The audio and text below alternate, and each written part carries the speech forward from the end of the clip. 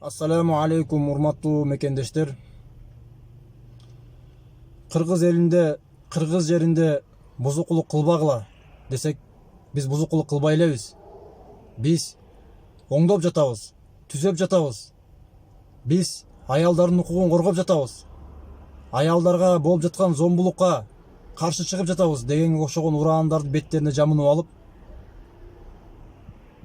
бирок койнуна котур ташын каткан сымал ичиндеги ыплас, арам ойлорун радикалдуу түрдө ишке ашыргысы келген, азыркы учурда батыштын акчасына сугарылып алып, ошо батыштын кызыкчылыгын биздин кыргыз элибизге таңуулагысы келген, радикалдуу түрдө таңуулагысы келген түркөйлөр биздин Кыргызстандын келечеги үчүн өтө коркунучтуу. Анча мынчалар чыгып алып айтып жатышат. Азыр Кыргызстанда коррупция гүлдөп атса, уурулук гүлдөп атса, силер каяктагы бир гейлерге эле асылып калдыңар. Гейлер илгертен эле болуп келген. Атам заманынан бери болуп келген дегенге окшогон акмакчылык бир ойлорун айтып жатат. Туура, алар атаң заманынан бери болуп келген. Бирок кыргыз эли үчүн, мусулман эли үчүн бул өтө жат көрүнүш. Ар доордо аларга каршы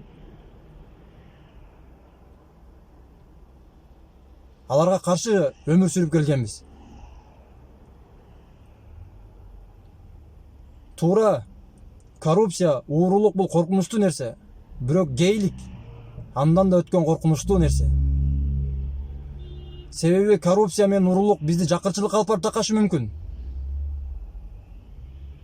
Бирок биз жакырчылыкты жеңип өтө алабыз. Анткени адам баласы канчалык башына кыйынчылык түшкөн сайын ошончолук такшалганга, ошончолук тапталганга жөндөмдүү. Ал эми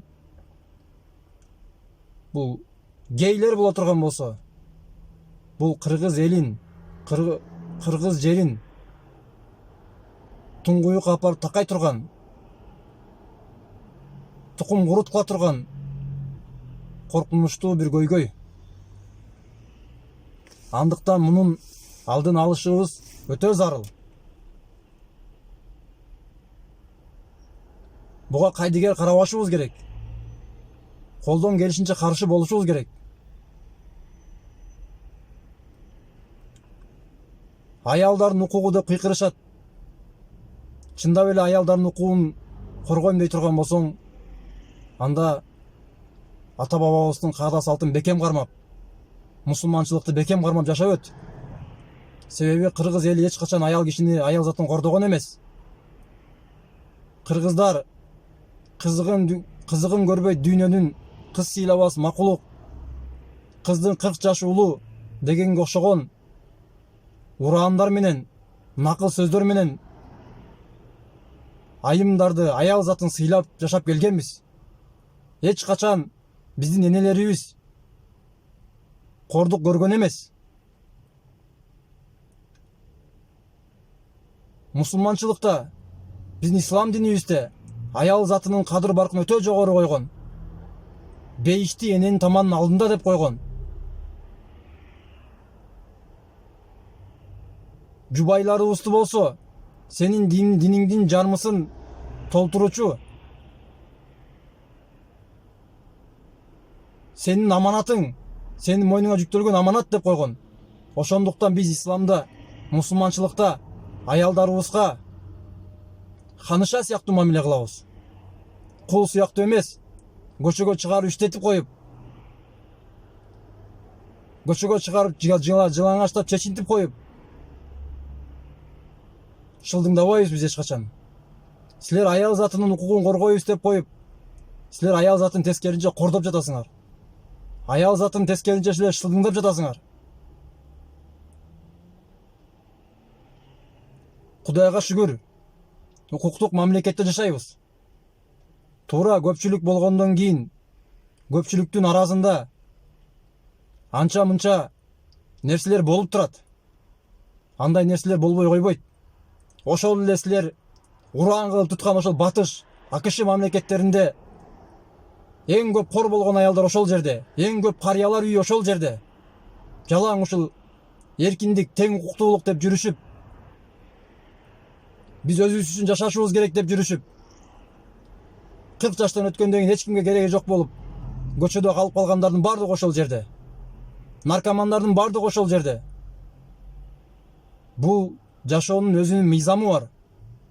Бул жашоодо сен бирөөгө кызмат кылсаң, кийин сага кызмат кылынат деген түшүнүк бар. Бул жашоодо обоюдно жашап өтө турган жашоо бул.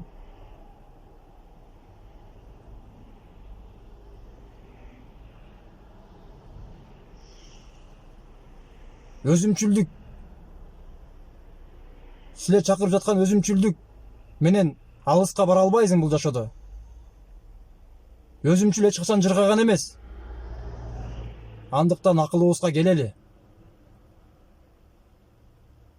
Өзүбүздүн үрп адат, каада салт, ислам динибиз менен жашайлы. Бизге каяктагы бир дини болбогон, ата энени сыйлоо деген түшүнүк болбогон, бир тууганчылык деген түшүнүк болбогон, жалаң гана өзүң гана ойлогон, ыплас адамдардын ойлору бизге кереги жок, биз ага муктаж эмеспиз.